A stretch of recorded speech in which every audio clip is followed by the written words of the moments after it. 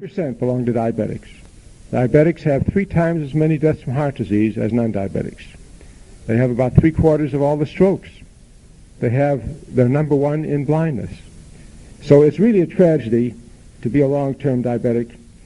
And yet, when we look over the history of diabetes, we found that as long as 3,000 years ago, the Egyptians knew exactly what to do with diabetes. They knew exactly what diet to put you on. They didn't understand why it worked, but it certainly did. And everything was going well until a couple hundred years ago, when the Surgeon General of England decided that since the diabetics spilled so much sugar out of the urine, the body couldn't handle carbohydrates, and so he took all the carbohydrates out of the diet. And that was probably the first high-fat, high-protein diet, and that's the way it's been ever since. And that really increased our incidence of diabetes, because that's the kind of diet that causes diabetes. And although people thought that when insulin was first developed, that was the end of diabetes, because that's going to cure it all, we discover now that over 90% of all diabetics have more insulin than they need in the body. They have much more than normal people have, 2 and 3 times as much. So we find that diabetes is not a problem of insufficient insulin. But then we had to find out, if you've got so much insulin, why you're diabetic. Why doesn't your insulin digest your sugar? Why does the sugar rise so high in the blood, unhampered by anything? It isn't digested. It rises so high it spills out through the kidneys. Why does that happen? Because the insulin is insensitized.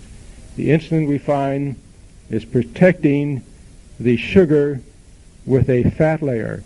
When your fat rises high in your blood, it's like a barrier between the glucose, your sugar in your blood, and the insulin. And the insulin simply cannot burn up the glucose when there's too much fat in the blood. And many people have thought that diabetes is hereditary. But this whole idea has just been dispelled when we go into the studies, because Dr. Pike of England probably has the largest group of identical twin diabetics in the world in his registry. And he has followed probably 300 sets of identical twins. And he finds, after tracing many of these twins, that some twins, after they get their diabetes, the other twin is not diabetic for as much as 30 years that he's followed them. He said if there can be such a great difference in time between the time one gets diabetes and one doesn't, it cannot be a disease by heredity, or else they both get it within a reasonable time. And so he has been the first man to offer evidence that diabetes is not a hereditary disease. There may be some reasons to try and believe it, but if you can't have both identical twins have the diabetes, it cannot be hereditary. And we find out what is the principal reason for diabetes, because in experiments that we've done in the early 1920s, done with Dr. Rabinovich of Canada, we know that as you lower the fat, most diabetics then have their insulin become sensitive enough so they're no longer diabetic. And 3 or 4 years ago, when we started to try our diet on various patients who had diabetes, our record was that 50% of all diabetics on insulin would get off insulin within 4 weeks. We introduced our diet to Dr. James Anderson of the University of Kentucky Medical Center 3 years ago, and he gets the same results as we do. He now has had 50 diabetics through his program, and his diabetics are getting off insulin at the same rate. So that we realize that diabetes is not the problem people have thought.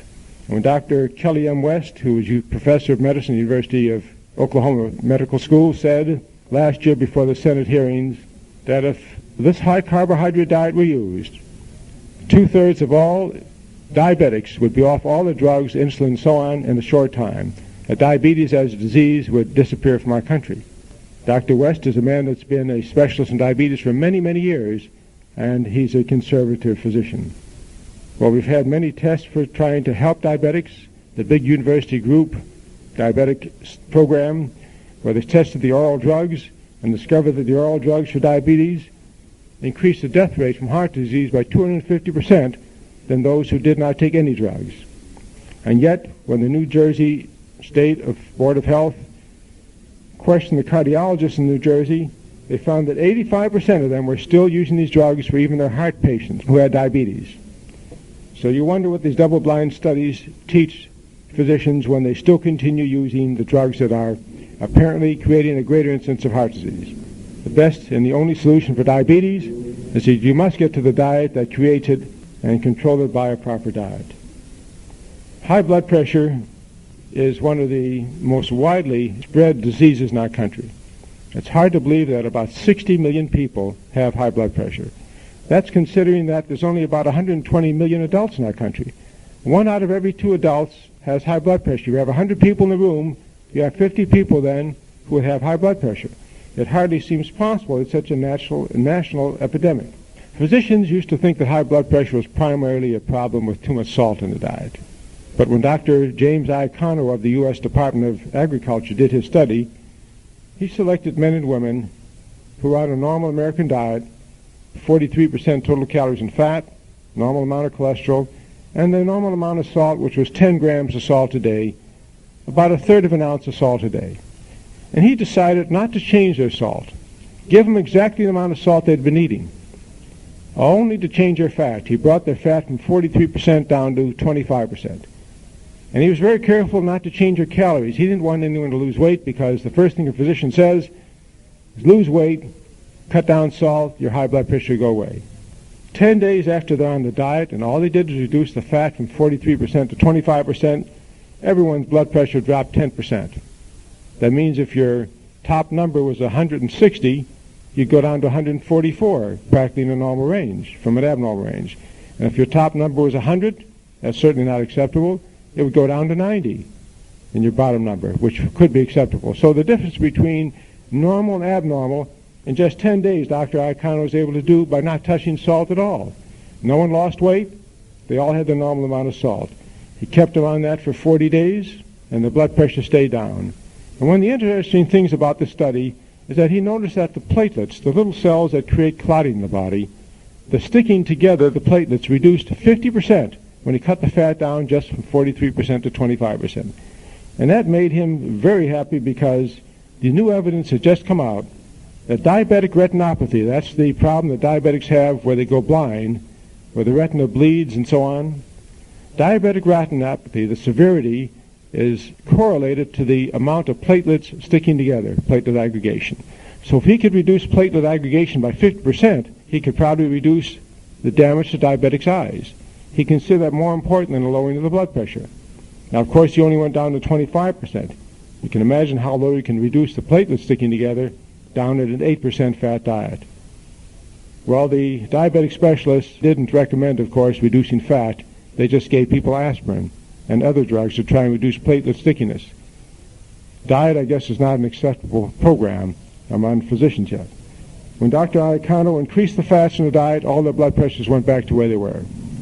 It was one of the best studies showing that salt is a much lesser factor than fat in high blood pressure. There has been a consensus in treating high blood pressure. The National Institute of Health, the American Heart Association, American Public Health Institute, everybody has agreed that there's one way to treat high blood pressure, and that is drug therapy for the rest of your life. Stepped up drug therapy. You start with a single drug. If that doesn't work, there are 2 drugs. Then you go to 3 drugs. Then you go to 4 drugs. Then you go to potassium supplements. It's all worked out. Every physician now gets a copy on how to treat high blood pressure according to the consensus. Yet, how much is talked about in the consensus booklet about diet and so on? They do say that you could ask your patient to cut down his salt intake and he could lose weight. Otherwise, nothing is told about diet. The idea is drug therapy. Now, how effective is drug therapy? First of all, drug therapy for hypertension does not cure hypertension. It doesn't affect the disease in any way. It just paralyzes the body's ability to raise pressure. So one thing that happens is that as you paralyze the body's ability to raise pressure, your blood flow drops.